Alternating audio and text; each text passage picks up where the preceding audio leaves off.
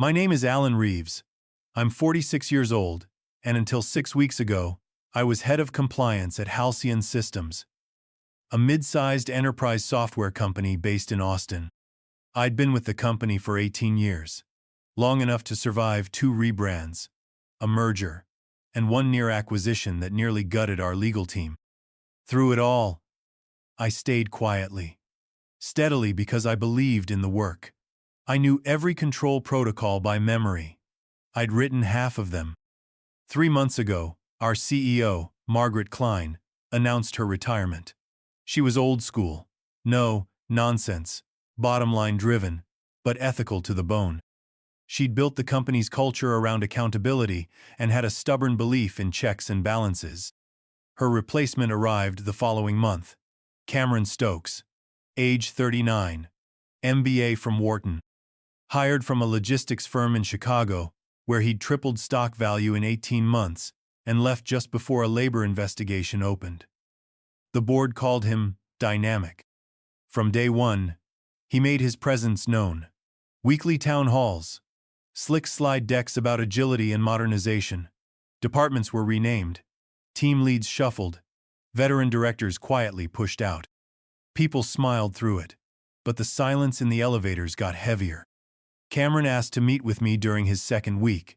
I'd prepared an overview of our current compliance, roadmap audits, risk assessments, policy updates. He skimmed the first page, then leaned back in his chair. "Honestly, Alan," he said, "we're pivoting to a leaner model, less red tape, trust-based execution. I don't want to slow down innovation with endless oversight." I nodded once, said nothing. My job was to advise, not to argue. But it was the first time in my career I felt like a firewall instead of a foundation. After that, my team was moved under legal operations, 2 rungs down the org chart. Several experienced analysts were reassigned or laid off. Compliance training budgets vanished overnight. Cameron started using phrases like risk appetite and strategic ambiguity. By the end of the first month, it was clear we weren't just changing leadership, we were dismantling systems. That's when I started paying closer attention, not out of fear, out of habit. It started with a quarterly procurement review. Nothing unusual, just part of our normal cycle. But one line item kept showing up. Atlas Ridge Consulting. 8. 450. Billed every other week. No SOW. No point of contact. No contract in the repository. I flagged it for follow-up. Atlas Ridge didn't exist in our vendor onboarding system.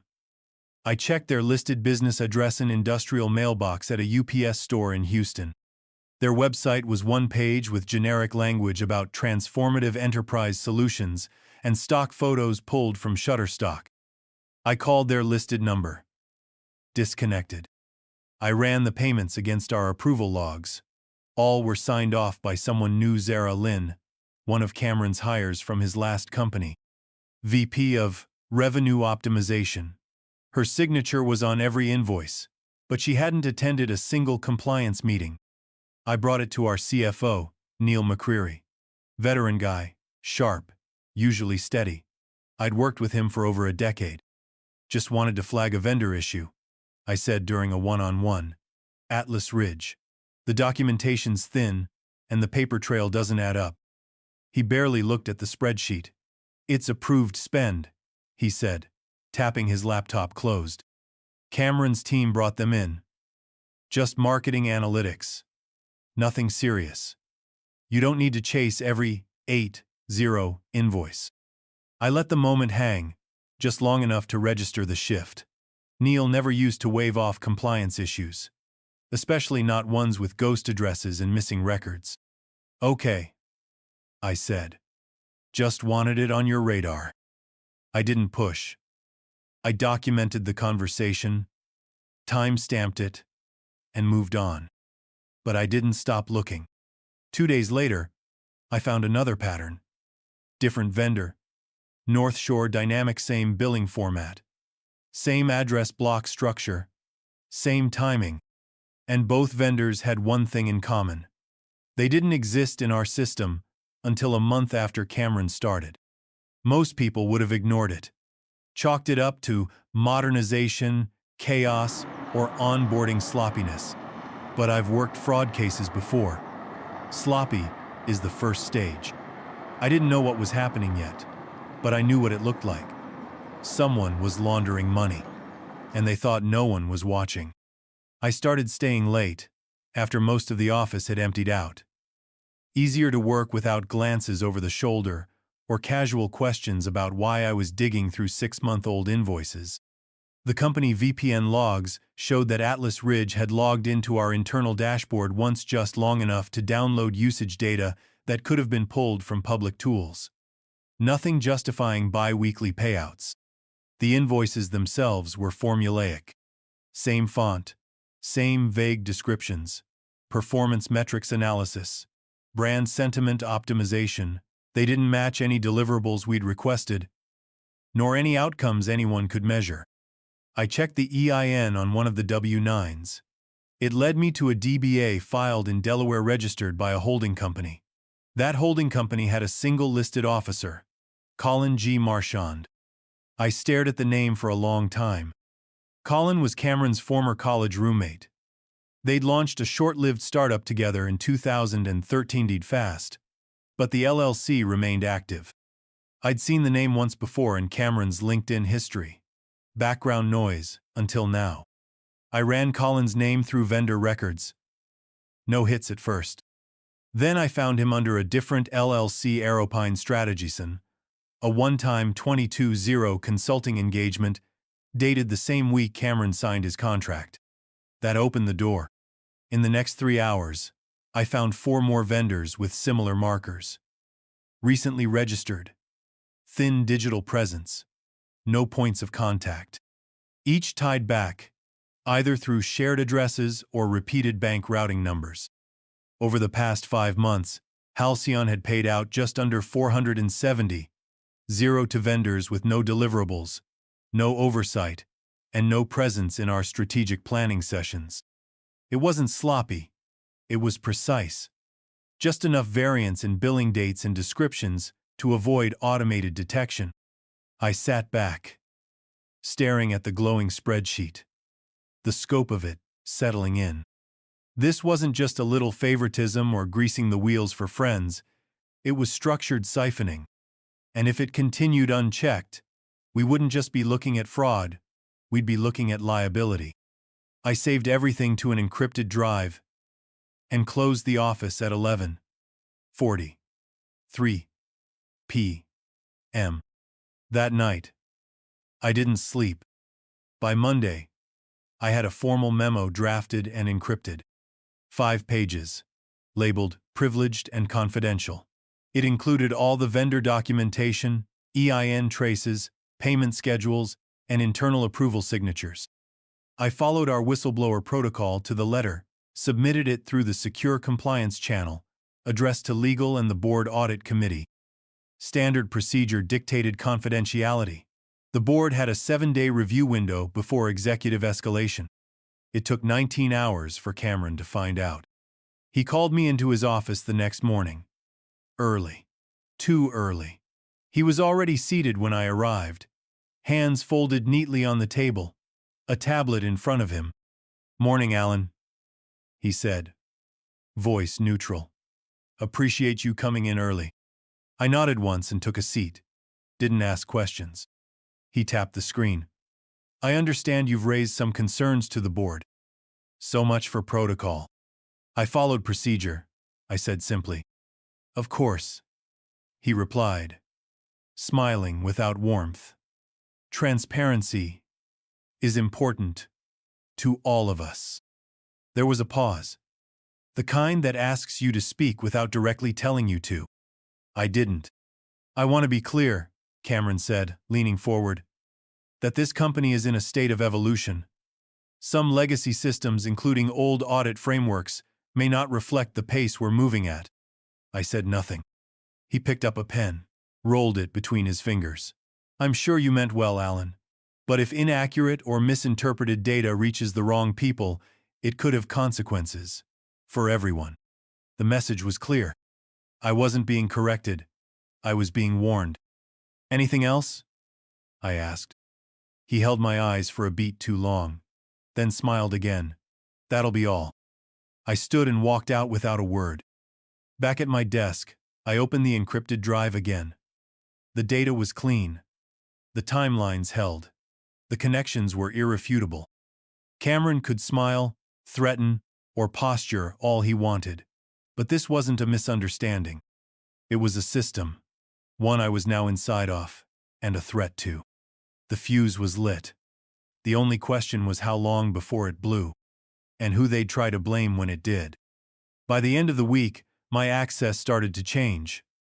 First, it was subtle missing folders in our vendor contract directory, budget dashboards grayed out. Then, more direct, my login to our GRC, governance, risk, and compliance suite failed one morning. Access denied. I submitted a ticket. IT responded that my permissions had been temporarily restricted, pending review. No further explanation. That afternoon, an Outlook invite appeared on my calendar. Subject line: Performance Review, Alan Reeves. Scheduled by HR. My last formal review was 5 years ago, back when Margaret Klein still ran the place and believed in annual 360s. The meeting was set for Monday. No prep materials were sent. That night, I tried to access our spend control system. Locked. I couldn't even pull historical approvals, the very records I'd helped build our compliance workflows around. My team started asking questions. Quiet ones. Why their reporting lines had changed. Why they were being told to reroute inquiries through legal ops. Then Samantha, my most experienced analyst, was moved to revenue optimization, reporting directly to Zara Lynn. She messaged me, "Did I do something wrong? They won't tell me what's going on." I told her no, that it wasn't about her. But the walls were closing fast. By Friday, the whispers had started. I caught fragments in the hallway. Alan's under review. Something about misuse of funds. He flagged himself by accident. I'd seen this tactic before. Not at Halcyon, but during a consulting stint early in my career. Manufacture doubt. Seed rumors. Make the fall seem like it started with you. I forwarded my encrypted files to my personal account. Downloaded my own email archive. Quietly. Methodically. By the time Monday came, I knew exactly what was happening. They weren't going to silence me. They were going to erase me. The meeting lasted 9 minutes. HR was represented by a woman I'd never met. A contractor. She had a folder already open. Pages tabbed in yellow. Cameron wasn't there. Neither was Neil. She read from a prepared statement. Something about material inconsistencies in budget oversight, violation of internal controls, and a breach of fiduciary duty. I wasn't asked to respond. I was handed a separation agreement and told to surrender my badge by the end of day. "You can take 30 minutes to collect your things," she said. "Security will escort you out." No anger. No scene. Just silence. Back at my desk, most people kept their eyes glued to their screens. A few glanced up, then away. One or two gave quick nods, small, quiet acknowledgments. I boxed up my personal effects. Photo of my daughter from her high school graduation. A coffee mug with the company's old logo. One worn, spiral-bound notebook I kept during audits. By 3:00 p.m., Halcyon issued a press release. A short paragraph, buried under quarterly earnings. Halcyon Systems has terminated a senior executive for violations of internal financial protocols. The company remains committed to integrity and transparency in all operations. There was no name, but people knew. Within the hour, Cameron held a town hall, framed the narrative carefully, tightening controls, rebuilding trust, corrective action following an internal review. Then he said it outright. There were failures in our compliance group, oversight breakdowns. We're taking steps to correct that. He didn't mention the fraudulent vendors. He didn't have to. By evening, Internal access to my email had been revoked. LinkedIn messages started coming in. Some colleagues asking if I was okay. Others offering half-hearted platitudes. Heard what happened. Surprised. Take care. They thought the story was over. They didn't know I had everything backed up. They didn't know I'd already started documenting the next phase. And they sure as hell didn't know what was coming next. I spent the first week in a daze. The headlines didn't include my name, but the industry figured it out. I started getting calls. I didn't answer. And emails that stopped after the second day. Recruiters who used to chase me were suddenly unavailable. My inbox became a quiet graveyard of half-written apologies and silent threads. Halcyon's official story held. No mention of whistleblower memos. No mention of Cameron's connections. Just a compliance lapse. And a new VP of risk, hired within days, someone with no audit experience, but an impressive podcast presence. My wife, Laura, tried to hold it together for both of us. She told me it wasn't my fault, that these things happen, that people don't always want the truth, they want clean endings. One night she said, we could leave, move somewhere quieter, reset. I nodded, but didn't agree, because I wasn't done. The company took my title, but they didn't take my memory or my documentation. I had everything. Duplicates of the vendor lists, contract logs, time-stamped approvals. I'd built my career on verification. Now that instinct was all I had left. Still, it felt like standing in a collapsed building with only a flashlight. Until I remembered who helped pour the foundation. I called Greg Tanner. Old friend. Former in-house counsel turned independent compliance consultant. He'd once helped me navigate a gray area procurement audit in Singapore. I trusted him. We met at a cafe on the east side, where no one from the tech district would recognize either of us. I handed him a drive.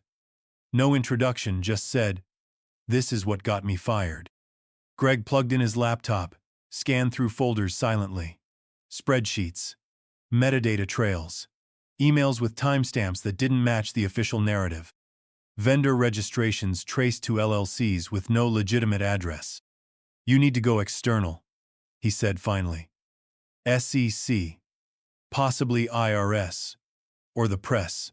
Halcyon's not going to clean this up from the inside." "And what happens to me?" I asked. Greg didn't answer right away. "You might never work in the private sector again," he said. "But you'll sleep." He was right. I didn't care about titles anymore. I cared about truth. I went home and reopened the archive. Built a timeline from scratch. Labeled every file with dates, names, digital fingerprints. I had over 300 documents by the end of the week. Then I remembered her, Kayla Pierce, junior analyst, first to spot the Atlas Ridge anomaly. Sharp, quiet, transferred out when the reorg began. I pulled up her LinkedIn. Still in Austin. Still in data analytics. Still watching.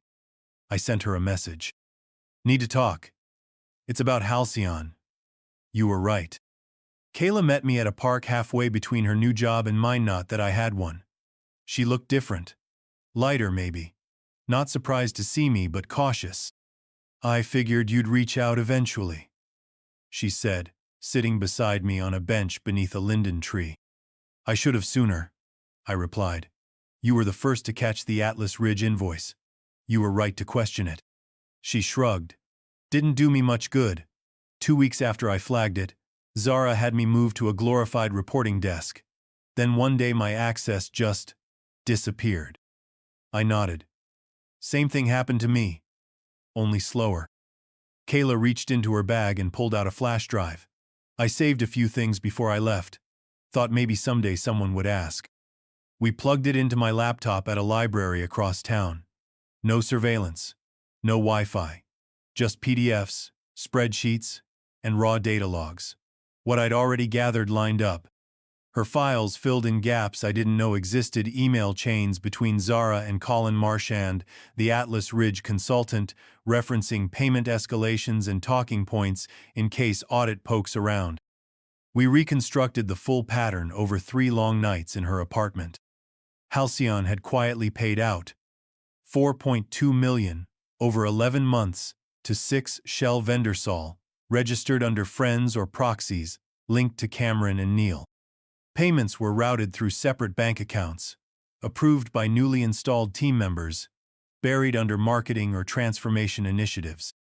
In most cases, they duplicated actual services, but at inflated or falsified rates.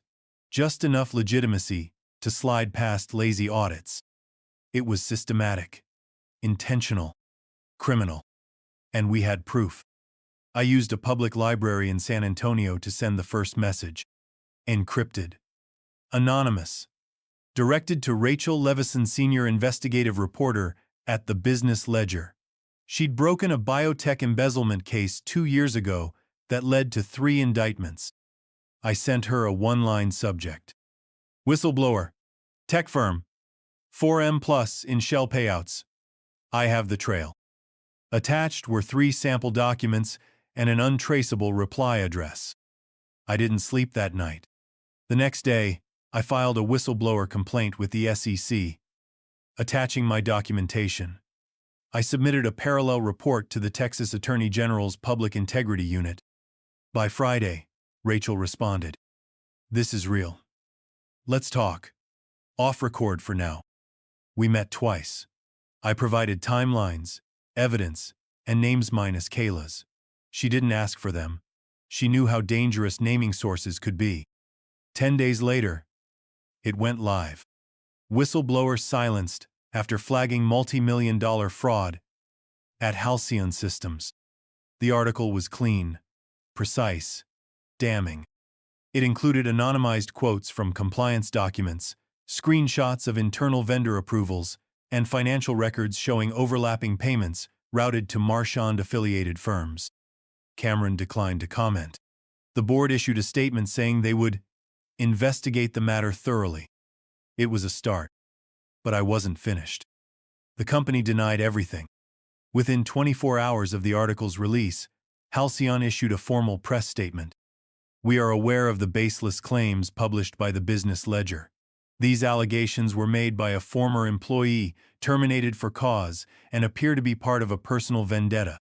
Cameron made the rounds too. He appeared on a podcast about corporate leadership, calling the whistleblower a disgruntled ex-employee clinging to narratives that don't reflect reality. He didn't use my name. He didn't need to. But the damage was already done. Halcyon's stock dipped 11% by week's end. A handful of institutional investors issued public letters demanding greater transparency around vendor practices. One firm suspended new buy recommendations pending internal review. Inside the company, the silence broke. Kayla messaged me 2 days later. Hotlines on fire. People finally talking. I wasn't surprised. Fear holds for a while, but guilt corrodes from the inside. When someone shows the map, others start tracing their own routes. Anonymous posts started popping up on employee forums, mentions of vendor approvals that didn't make sense, budget lines that seemed inflated, consultants no one had met. Rachel Levison published a follow-up article quoting 3 unnamed Halcyon employees confirming knowledge of non-standard vendor activity. The story wasn't just holding, it was growing. Still, the company tried to spin it. Cameron opened his weekly town hall with a 10-minute monologue about integrity under pressure. Said this was all part of Halcyon's evolution. A bump, not a breach. He smiled through it. But his eyes were sharper now. The email came in at 6:14 a.m. Subject line: Request for conversation. Confidential. Sender: R. Chen, board member, audit committee chair. He'd been with Halcyon since before the merger. Rarely seen, rarely quoted. But he'd always read every line of every audit I ever sent upstairs. Quiet, methodical, my kind of man. We met at a small cafe, just outside downtown. Neutral ground. He got straight to the point. I don't trust Cameron, he said. Never did. The article confirms some concerns I'd already had. I gave him a hard copy of the report Kayla and I had built. Vendor timelines, flagged payments, EIN matches, and internal approval records. He flipped through it, page by page. No reaction, just steady reading. "I'll push for an external audit," he said finally. "Investors are circling. This can't stay internal." By Monday, Halcyon announced a third-party forensic review to ensure confidence in our operations. The same day, a courier arrived at my doorstep with a thick manila envelope. Legal letterhead. Defamation. Cameron had filed a civil suit against me, personally, alleging reputational harm, financial damage, malicious publication of falsehoods. I sat at my kitchen table and read through it twice. Then I opened my laptop and uploaded another packet to the SEC this time, including Cameron's personal approval of a consulting contract with a company owned by Colin Marchand. They wanted a fight. Good. I had the receipts. The forensic auditors arrived quietly, but their presence was unmistakable. Neutral email signatures, private office access, badge scanning logs suddenly restricted for senior leadership. My inbox filled with updates from Rachel employees were calling the audit firm directly, volunteering information. It took them 3 weeks to confirm what Kayla and I uncovered in 3 nights. Atlas Ridge, North Shore Dynamics, Aeropine Strategy Shell entities, each one traced to offshore business registrations. All led eventually, through layers of obscurity, to accounts held in the Cayman Islands. Several under the names of proxies. One tied directly to Colin Marchand. Payments from Halcyon's operating accounts funneled into those shells, then moved again. Cleaned through fractional transfers.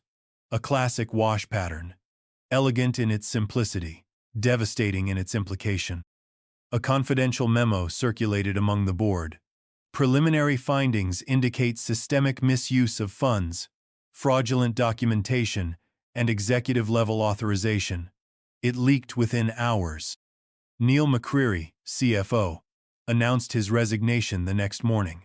To focus on family, the statement said. The family in question being his attorneys. Cameron was suspended the same day. Not fired. Not yet. Just set aside, pending further review. His picture disappeared from the company homepage. His podcast went silent. I watched from the outside. No longer part of the building, but still part of the story. And the story wasn't done. The SEC moved fast. Their official notice arrived 3 days after the forensic audit concluded. Halcyon Systems was under formal investigation for securities fraud and false financial reporting. A week later, the Department of Justice joined in. Wire fraud, conspiracy to defraud shareholders, obstruction of justice. Charges were filed in federal court. Both Cameron Stokes and Neil McCreary were indicted.